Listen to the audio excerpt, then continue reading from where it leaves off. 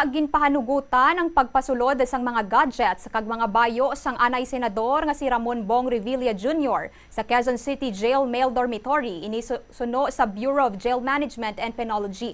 Suno sa ahensya, profesional ang mga personnel sang BJMP kag wala sang mga ini gina-tolerate ang VIP treatment.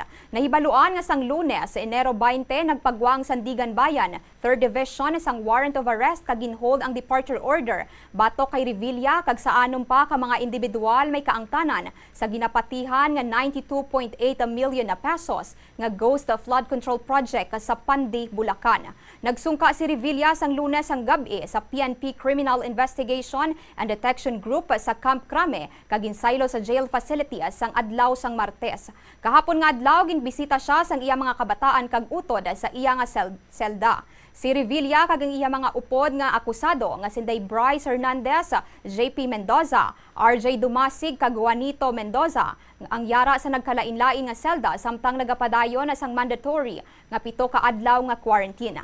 Pagkatapos ang 7 ka adlaw nga quarantine, si Revilla kag ang 4 pa nga iban nga mga kaupod sini na sa iban pa nga PDL sa ila nga selda.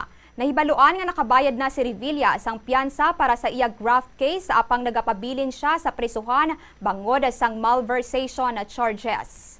Sa DOJ nga po meron pong 14 na pending cases. No, sabay-sabay po 'yung maandar, and kami po sa DPWH, tuloy-tuloy rin po 'yung aming mga inspection and investigation.